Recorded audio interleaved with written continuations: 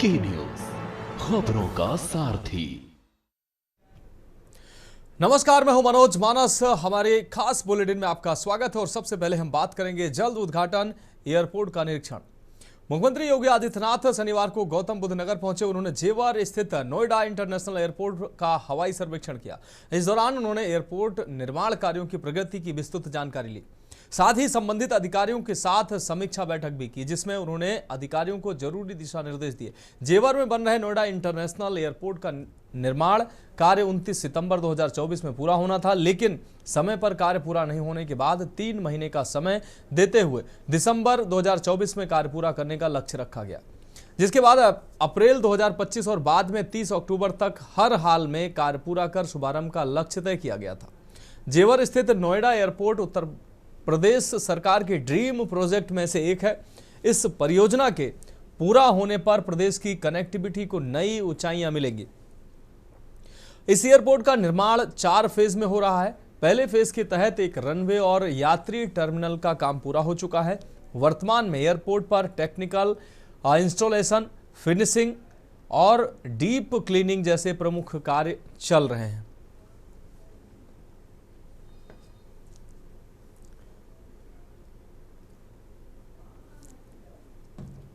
तो सीएम योगी ने एयरपोर्ट का सर्वेक्षण किया है। हवाई सर्वेक्षण सीएम के द्वारा किया गया। अधिकारियों के साथ बैठक कर जरूरी दिशा निर्देश भी दिया।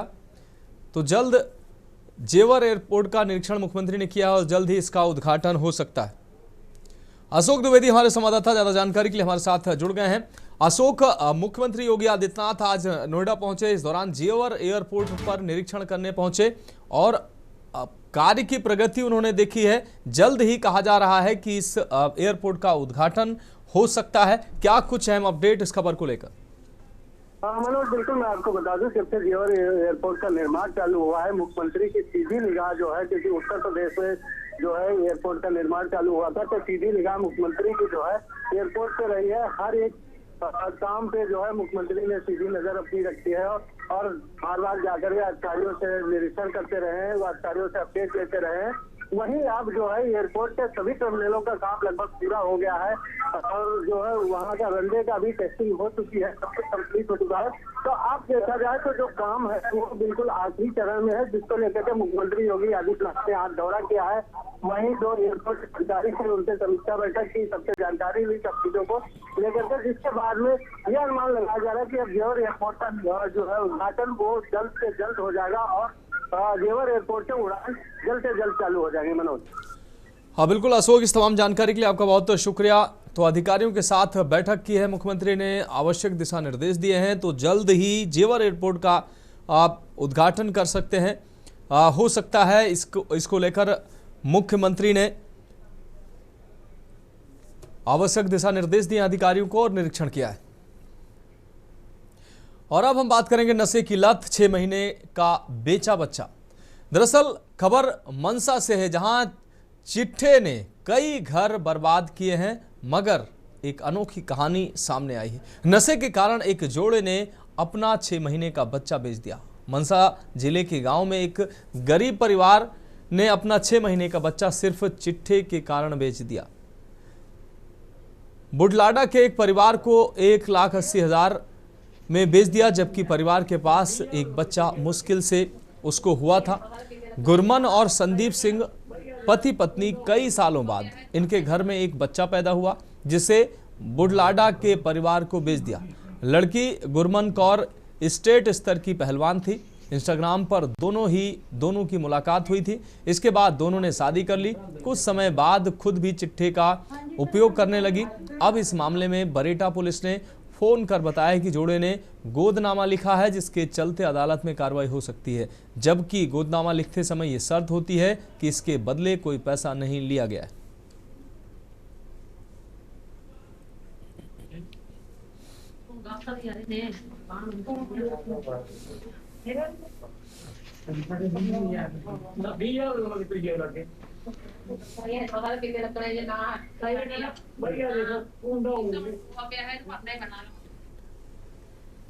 मोबाइल उधर पड़ा ना, नहीं पड़ा।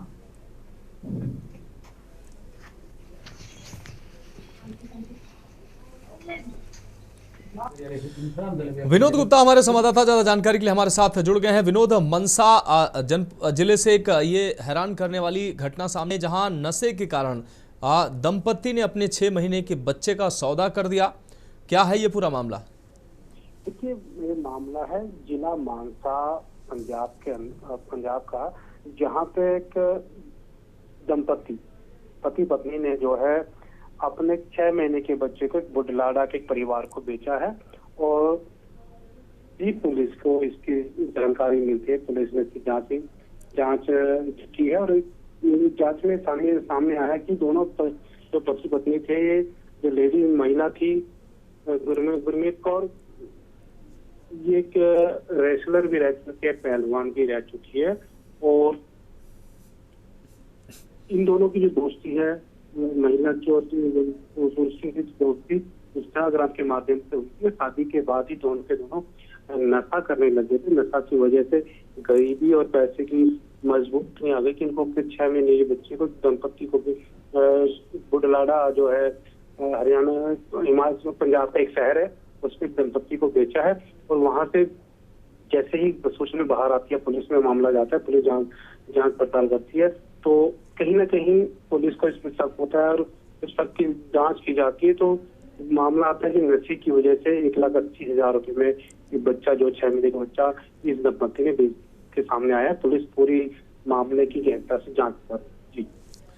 हाँ बिल्कुल विनोद गुप्ता, इस तमाम जानकारी के लिए आपका बहुत शुक्रिया। तो हमारे ब्यूरो चीफ विनोद गुप्ता हमारे साथ जुड़े हुए थे, जिन्होंने साफ तौर पर इस पूरी घटना की जानकारी दी। तो मनसा जिले में नशे की लत ने एक दंपति को बुजदिल बनाया। नशे के कारण अपना 6 माह का जो बच्चा है वो बेच दिया। कई सालों बाद इस घर में ये बच्चा हुआ था, किलकारी बच्चे की गूंजी थी, लेकिन इस कदम ने कहीं ना कहीं रिश्तों पर भी सवाल खड़े कर दिए।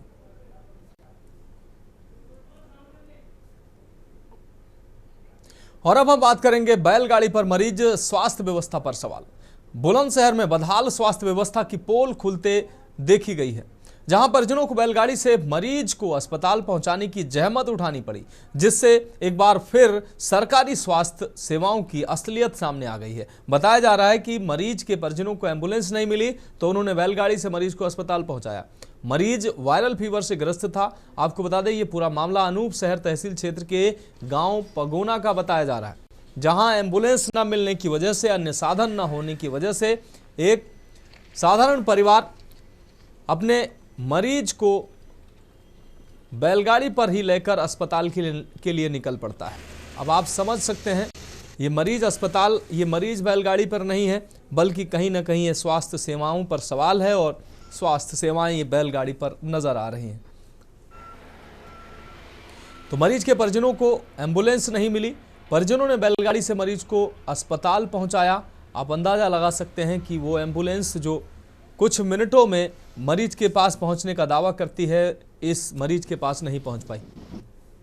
बाबूजी आपको बुखार ही ना उतरे और कई जगह तो दिखाई दी हमने, अनूप शहर में सब में दिखाई दी, बुलंदशहर दिखा लाए, दिल्ली दिखा लाए। क्या बताइए?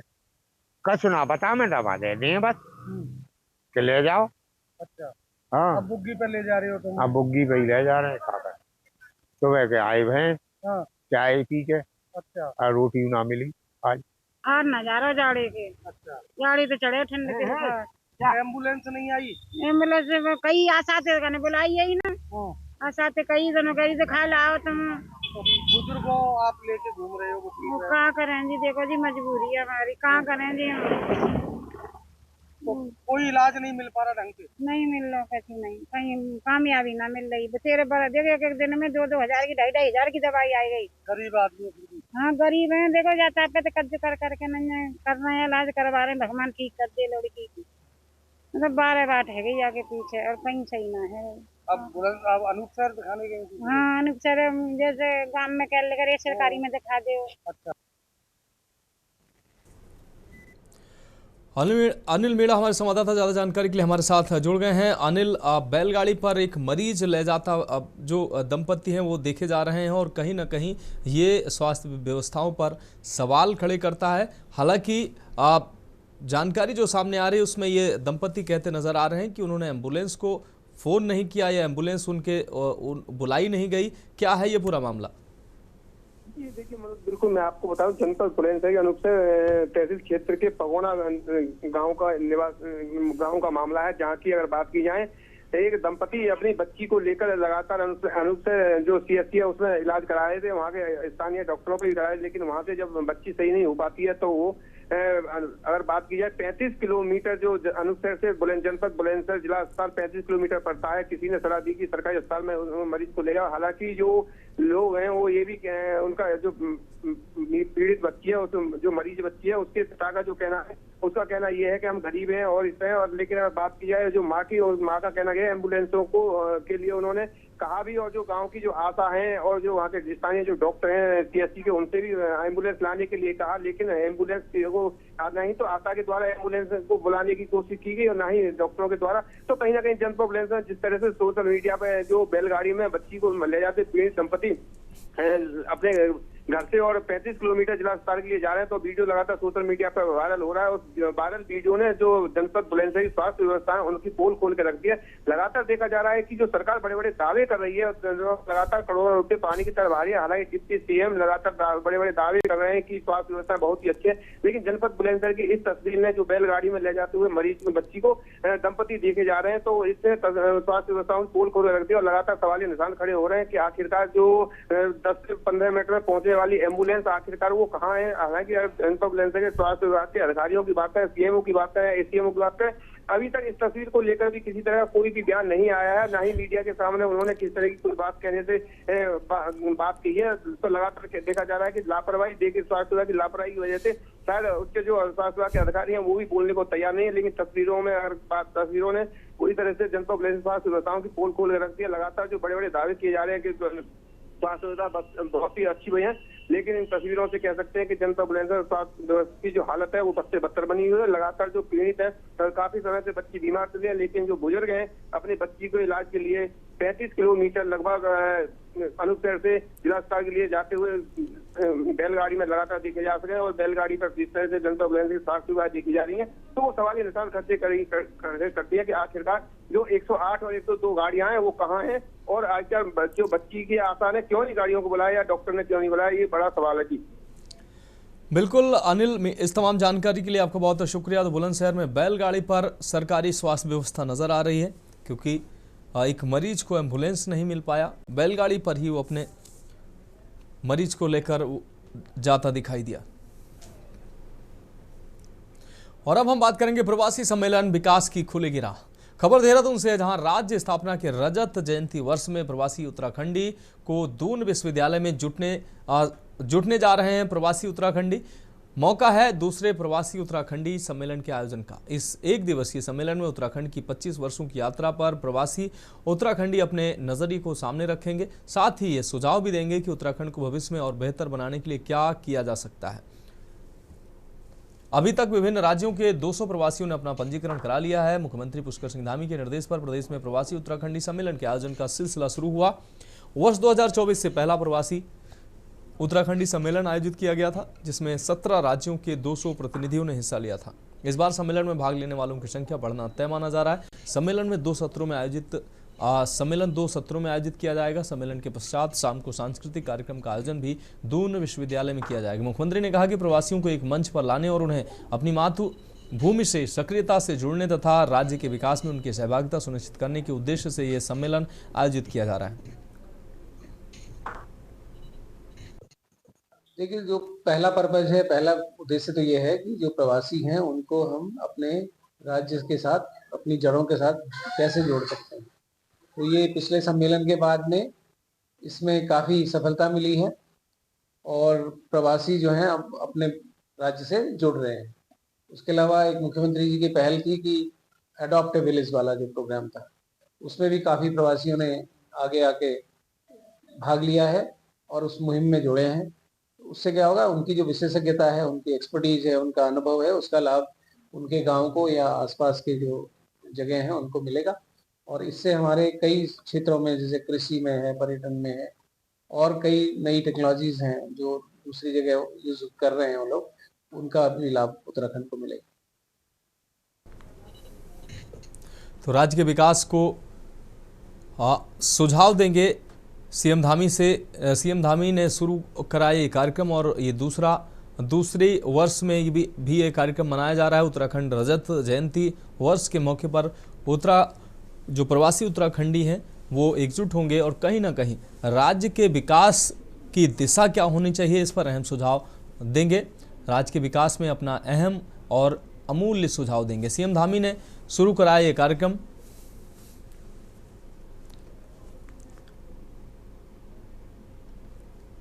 तो रजत जयंती वर्ष पर प्रवासी उत्तराखंडी 5 नवंबर को जुटेंगे।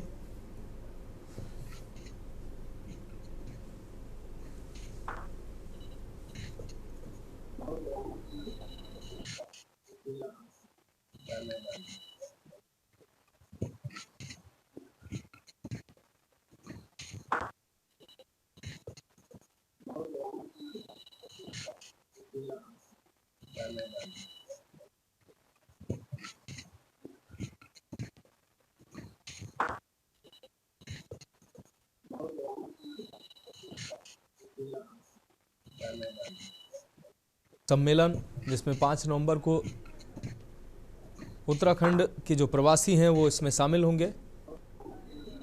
राजेश वर्मा हमारे ब्यूरो चीफ ज़्यादा जानकारी के लिए हमारे साथ देहरादून से जुड़ चुके हैं। राजेश जी, उत्तराखंड अपने स्थापना दिवस का 25वां वर्ष मना रहा है। ऐसे में उत्तराखंड के जो प्रवासी हैं उनको एकजुट किया जा रहा है। सीएम धामी ने यह प्रयास शुरू किया और दूसरी वर्ष भी उत्तराखंड प्रवासी दिवस मनाया जा रहा है, जिसमें 5 नवंबर को सभी उत्तराखंडी एकजुट होंगे और कहीं ना कहीं राज्य की विकास की दिशा क्या हो इसमें अहम और अमूल्य सुझाव दे सकते हैं। क्या कुछ अहम अपडेट इस खबर पर? बिल्कुल मतलब देखिए, लगातार प्रयास यही किया जा रहा है कि जो पहाड़ों पर पलायन हो चुका है और जो पहाड़ों से लोग अलग अलग स्टेट या देश से बाहर चले गए हैं, तो उन लोगों को इकट्ठा एकजुट एक मंच पे करने की कोशिश जो है वो धामी सरकार कर रही है। और यही वजह है कि 5 नवंबर को एक बड़ा प्रवासी सम्मेलन जो है वो उत्तराखंड सरकार यानी कि धामी सरकार जो है वो करने जा रही है, जिसमें पिछले साल भी इस तरीके का सम्मेलन जो है वो मनोनीत किया गया था और काफी संख्या में जो प्रवासी है वो जो है वो उत्तराखंड की तरफ मूव किए थे। और यही वजह है कि इस बार भी यही पहल जो है धामी सरकार करने जा रही है और 5 नवंबर को एक बड़ा सम्मेलन जो प्रवासी है उनको लेकर के किया जा रहा है, जिसके लिए कई प्रयासियों से जो है वो सरकार का लाइनअप हो चुका है और कई बड़ी संख्या में इस बार भी आशा लगाई जा रही है कि बड़ी संख्या में जो प्रवासी हैं वो उत्तराखंड की तरफ दोबारा मूव करेंगे, यानी कि यहाँ पर रोजगार बढ़ाने के साथ साथ और जो काम उनको स्थायी रूप से उनको बसाना, तो ये तमाम ऐसे पहलू हैं जिनको लेकर के राज्य सरकार लगातार इस मुहिम जो है वो प्रवासी सम्मेलन के द्वारा चलाने जा रही है। बिल्कुल राजेश वर्मा जी, इस तमाम जानकारी के लिए आपका बहुत शुक्रिया। तो सीएम धामी ने ये उत्तराखंड दिवस शुरू किया था और उत्तराखंड प्रवासी उत्तराखंड दिवस शुरू किया था। दूसरी बार भी अब उत्तराखंड के जो लोग हैं वो एकजुट होंगे और कहीं ना कहीं उत्तराखंड जो अपनी स्थापना का 25वां वर्ष मना रहा है, इसमें उससे पहले ये कार्यक्रम जिसमें ये सभी लोग शामिल होंगे और महत्वपूर्ण सुझाव भी देंगे। तो फिलहाल इस खास बुलेटिन में वक्त एक ब्रेक का। ब्रेक के बाद हम बात करेंगे सशक्त सीमा बल की पहल मिल रहा प्रशिक्षण। आप देख रहे हैं के न्यूज, खबरों का सारथी। तो ब्रेक के बाद हमारे स्पेशल बुलेटिन में एक बार फिर से आपका स्वागत है। हम बात कर रहे हैं सशक्त सीमा बल की पहल मिल रहा प्रशिक्षण। खबर खटीमा से है। जनपद उधम सिंह नगर के खटीमा में सशस्त्र सीमा बल की 97वीं वाहिनी द्वारा सीमांत क्षेत्र के नागरिकों के उत्थान एवं आत्मनिर्भरता की दिशा में एक और महत्वपूर्ण कदम उठाते हुए ग्राम सिसैया मेलाघाट में व्यावसायिक इलेक्ट्रीशियन प्रशिक्षण कार्यक्रम का शुभारंभ किया गया। यह प्रशिक्षण कार्यक्रम SSB द्वारा प्रायोजित है, जिसे महिला जनजातीय सेवा समिति के सहयोग से आयोजित किया जा रहा है, जो आगामी 3 सप्ताह तक संचालित होगा। इस कार्यक्रम में 25 जरूरतमंद नागरिकों को प्रशिक्षित किया जाएगा ताकि वे भविष्य में रोजगार प्राप्त कर आत्मनिर्भर बन सके। इस अवसर पर कमांडेंट 97वीं वाहिनी मनोहर लाल ने बताया कि हमें अत्यंत हर्ष है कि हम सब इस प्रशिक्षण कार्यक्रम में एक साथ आए हुए हैं। हमारी वाहिनी मेलाघाट से बूम तक स्थापित सीमा चौकियों के माध्यम से न केवल राष्ट्र की सीमाओं की सुरक्षा कर रही है, बल्कि सीमांत क्षेत्र के नागरिकों के जीवन स्तर को ऊंचा उठाने के लिए भी सतत प्रयासरत है।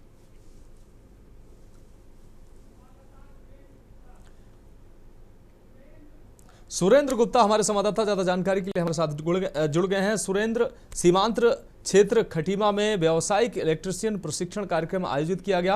आपको बता दें सशस्त्र सीमा बल के द्वारा 97वीं वाहिनी के द्वारा ये अहम पहल की गई, क्या कुछ अहम अपडेट इस खबर को लेकर? बिल्कुल, देखिए मानस, मैं आपको बता देना चाहता हूँ, यहाँ पर अगर बात करें उत्तराखंड की, तो उत्तराखंड के कुमाऊं की जो सीमा है पूरी नेपाल से जुड़ी हुई है और पूरी तरीके से खुली हुई है। लगभग 1000 से ऊपर की चौकियां हैं जो सशस्त्र सीमा बल की जो नेपाल चौकियों से लगी हुई हैं। ग्रामीण क्षेत्र के जो बॉर्डर क्षेत्र के जो लोग हैं गलत दिशा में ना जाएं, गलत दिशा ना पकड़े और उन गलत चीजों को रोकने के लिए, इनको आत्मनिर्भर बनाने के लिए एसएसबी द्वारा ये पहल की जाती है। इसी के लेकर आज खटीमा के 97वीं वाहिनी के जो सिपहिया मेलाघाट का जो बॉर्डर है, यहाँ से 5 किलोमीटर की दूरी पर बॉर्डर, नेपाल बॉर्डर की दूरी है, उनको बॉर्डर वालों को जो बॉर्डर पर रहने वाले लोग हैं उनको आत्मनिर्भर बनाने के लिए 3 सप्ताह का इन्होंने एक आयोजन किया गया है प्रशिक्षण का।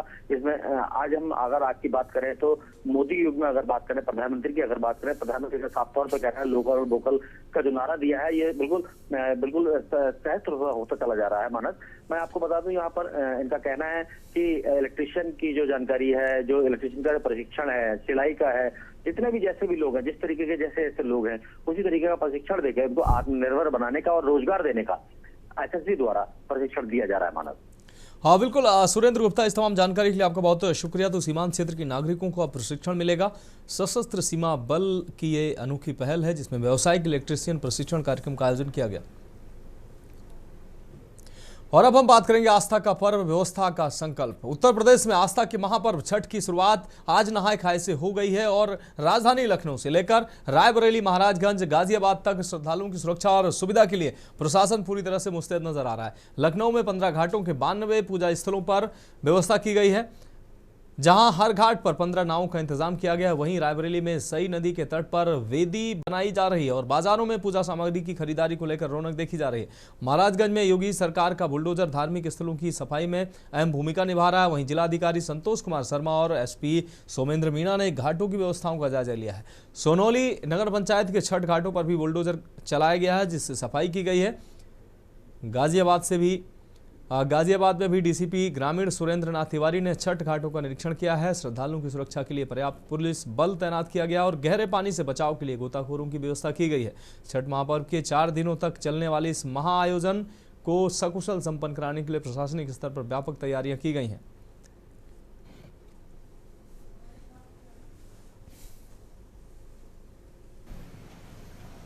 ये 4 तस्वीरें हम आपको दिखा रहे हैं। लखनऊ, रायबरेली, महाराजगंज, गाजियाबाद, आप तस्वीरों में देख सकते हैं। लखनऊ में सभी घाटों की जो सफाई की जा रही है। दूसरी तस्वीर रायबरेली से हम आपको दिखा रहे हैं जहां पर बाजारों में रौनक देखी जा रही है। लोग छठ पूजा को लेकर, व्रती महिलाएं हैं, पुरुष हैं, वो छठ पूजा को लेकर जो आवश्यक सामग्री, पूजा विधि विधान के लिए सामग्री वो खरीद रहे हैं। महाराजगंज में हम आपको दिखा रहे हैं किस तरीके से साफ सफाई का निरीक्षण, घाटों पर कैसी व्यवस्था है, सफाई व्यवस्था कैसी है वो निरीक्षण अधिकारी कर रहे हैं। बुलडोजर से सफाई कराई जा रही है ताकि घाटों पर जो गंदगी है वो साफ हो सके। गाजियाबाद की हम तस्वीर चौथी दिखा रहे हैं जहां पर अधिकारी जो है वो घाटों पर पहुंचे हैं, निरीक्षण कर रहे हैं, साफ सफाई का जायजा ले रहे हैं और सुरक्षा, घाटों की सुरक्षा की देखरेख कर रहे हैं, सुनिश्चित कर रहे हैं कि किसी तरह की कोई अनहोनी, कोई घटना ना हो। नहाय खाए के साथ आज से छठ पूजा की शुरुआत हो गई है। आपको बता दें 4 दिन से चलने वाली छठ पूजा की आज से शुरुआत हुई है। तो वहीं सोमवार को डूबते हुए सूर्य को अर्घ दिया जाएगा, तो मंगलवार को उगते हुए सूर्य को अर्घ दिया जाएगा। वहीं इस 4 दिन के पर्व को लेकर के बाजारों में भी देखा जा रहा है कि काफी रौनक देखने को मिल रही है। बताया जा रहा है कि 26 तरह के फल और प्रसाद लगते हैं, जिनको लेकर के बाजारों में आप देख सकते हैं किस प्रकार के यहाँ पे जो फल हैं, वो प्रसाद है, वो यहाँ पे हमारे साथ यहाँ के दुकानदार हैं। इनसे हम जानेंगे कि आखिर क्या क्या प्रसाद लगते हैं और क्या यहाँ पे खरीदारी देखने को मिले। भैया, देखा जाए तो छठ पूजा की शुरुआत हो गई है, किस प्रकार यहाँ पे लोग पहुँचे हैं सामान लेने के लिए? यह सामान लेने के यहाँ बहुत दूर दूर से लोग आ रहे हैं, जो कि हमारे पास सभी प्रकार के सामग्री मिल जाती है। और इसमें गागल है, हो गया, सलीफा है, गंजी है, आंवला है और बाजरा बैर है, अनानास हो गया, हमारे पास कैसा है।